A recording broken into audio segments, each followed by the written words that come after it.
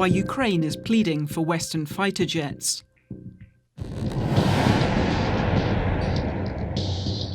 It's a demand made repeatedly by the Ukrainian president, for example, to the British Parliament in London. Ukraine has been under attack from the air for a year now, from fighter jets and surface-to-air missiles. What's left of Ukraine's small air force is all but powerless against Russian fighter jets, according to its spokesman, Yuri Inat. Our Air Force is in bad shape. The newest plane we have is from 1991, a Su-27. The planes we still have in operation are twice as old as the pilots. Pilots at the front lines in southern and eastern Ukraine run an extremely high risk of being shot down.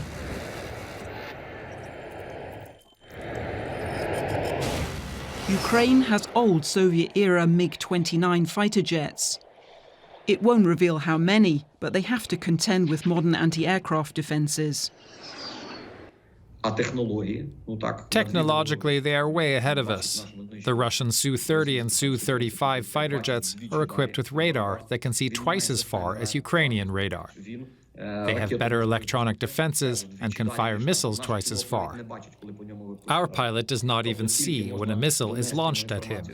He has to be told via radio that he is under attack, and if the rocket is already close, he has very little time to react.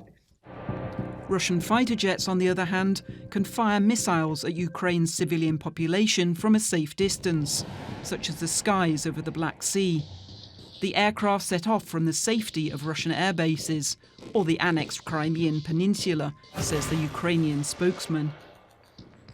Russia has a lot of aircraft, which are mostly concentrated near our borders.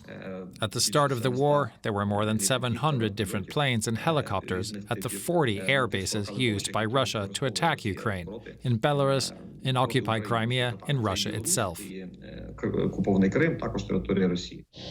Ukrainian Air Force is asking for up to 200 fighter jets from the West. France has not ruled out delivering Rafale jets, which have been in production since the 1990s. They're the most expensive option.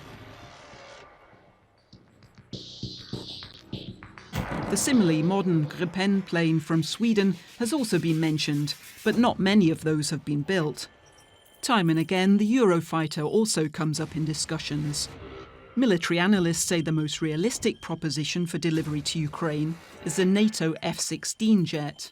The countries supporting Ukraine have over 2,000 of these available.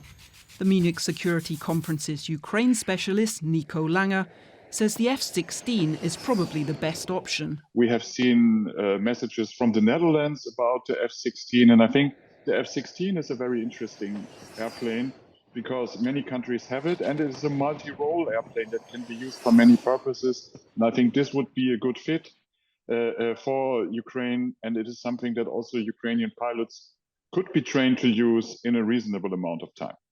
Most Western analysts say it's the only way Ukraine can take on Russian might. Russian troops have pushed ever deeper into Ukrainian territory along the 1,200-kilometre front since Ukraine recovered some territory last year. And they are protected by Russian anti-aircraft defences in the hinterland.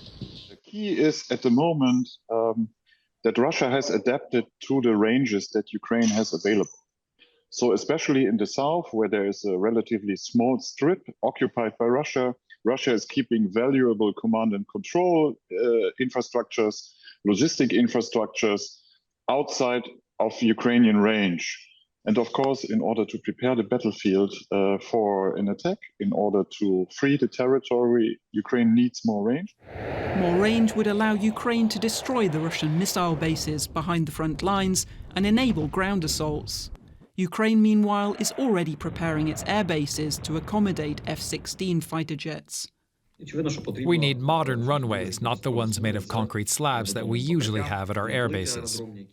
And Ukrainian pilots have begun training in Britain to fly Western fighter jets. Flying, takeoff, landing, in a couple of weeks they will be able to do all that without any problems. But learning how the weapons systems work, how to launch attacks in formation, in squads, swarms, squadrons, that requires time and space. Ukraine has its hopes set on its pilots and ground troops being able to deploy F-16 fighter jets in 6 months' time at the latest, and hopes its air force, in concert with ground troops, can recapture territory occupied by Russia. Ukraine has to plan ahead for the further course of the war. And while at the moment the most urgent issues are integrating the mechanized forces and having more ammunition, I think over the midterm, when thinking about freeing the country from Russian occupation, the troops on the ground need air support. And that is what is behind Ukraine's pleas for Western fighter planes, such as the F-16.